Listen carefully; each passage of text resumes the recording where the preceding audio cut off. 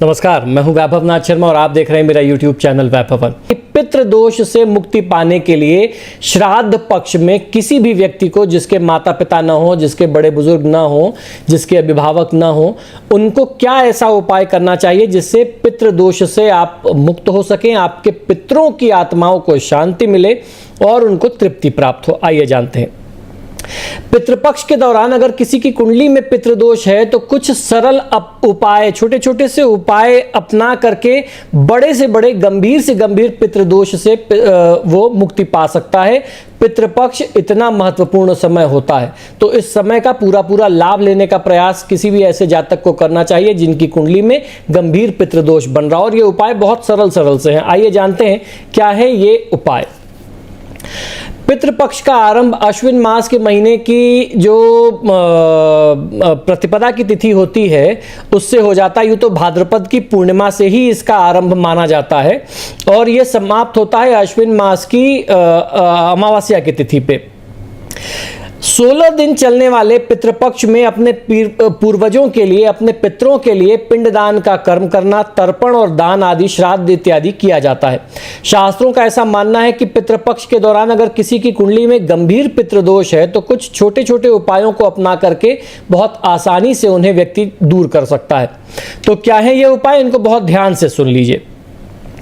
पितृदोष दूर करने के लिए श्राद्ध पक्ष में पंचबली भोग लगाना चाहिए। पंचबली भोग में गाय, कौवा, कुत्ता, देव और चींटी आते हैं। इतना ही नहीं, इन 16 दिनों में लगातार कौवों को खाना खिलाते रहना चाहिए। इसके बाद ब्राह्मणों को भोजन कराना बहुत आवश्यक होता है। खासतौर पर जिस दिन आपके पितरों की तिथि हो, जिस दिन आप उनका श्राद्ध करें, तो पिंडदान वगैरह करने के बाद या पार्वण की जो भी आप क्रिया करते हैं श्राद्ध की, श्राद्ध के बहुत सारे अलग अलग रूप हैं। आगे आने वाले एपिसोड्स में हम लोग बात करेंगे कि कितने प्रकार के श्राद्ध कर्म होते, तो उनका पिंडदान वगैरह करने के बाद ब्राह्मण भोजन कराना बहुत अनिवार्य होता है। दूसरा उपाय यह कि पितृदोष को दूर करने के लिए घर की दक्षिण दिशा में पूर्वजों की तस्वीर लगानी चाहिए, फोटो लगानी चाहिए। इसके साथ ही आप जब भी घर से बाहर जाएं या किसी शुभ काम के लिए निकलें तो पितरों के आशीर्वाद को लेकर के, उनको नमस्ते प्रणाम करके, उनके सामने शीश झुका करके, जो कुछ भी आपके पास उपलब्ध हो, कुछ उनको भोग लगा करके, उनको फूल माला चढ़ा करके, उनके आगे एक दीपक श्रद्धा से जला करके, उनको प्रणाम करके आप निकलिए। आपके काम में आपको सफलता अवश्य मिलेगी।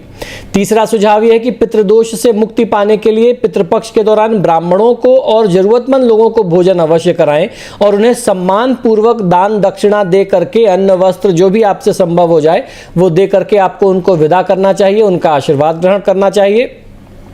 ब्राह्मणों को भोजन कराते समय आपको याद रखना है कि पूर्वजों की पसंद के जो भी व्यंजन हो वो आपके परिवार के लोगों के द्वारा ही अपने हाथों से साफ सफाई, शुद्धता और पवित्रता के साथ बनाया गया हो, वो उनको आपको परोसना चाहिए।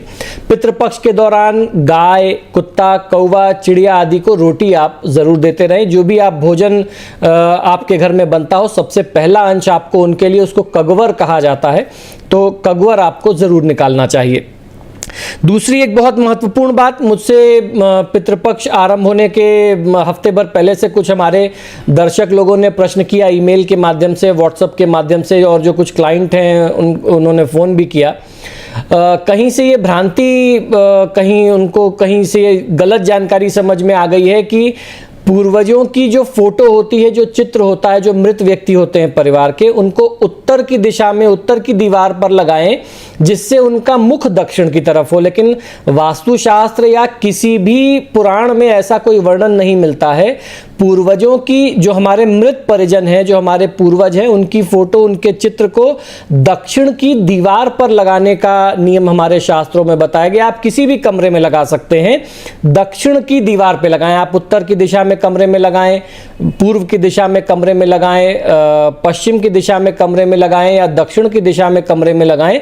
आपको यह ध्यान रखना होगा कि जिस कमरे में आप शयन करते हो या परिवार का कोई भी व्यक्ति जिस कमरे में सोता हो, उस कमरे में मृत परिजन टेलीविज़न की फ़ोटो नहीं लगाई जानी चाहिए, इससे बहुत बड़ा दोष हो जाता है।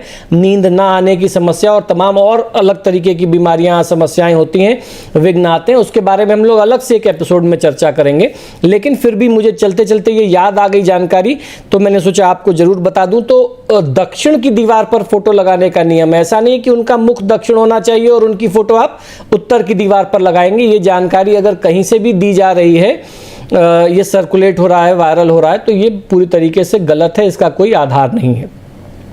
तो दोस्तों, आशा करता हूं कि शास्त्र से जुड़ी हुई बातें, ज्ञान की बातें जो आपको हमारे YouTube चैनल से प्राप्त होती हैं वो निश्चित ही पसंद आती होंगी।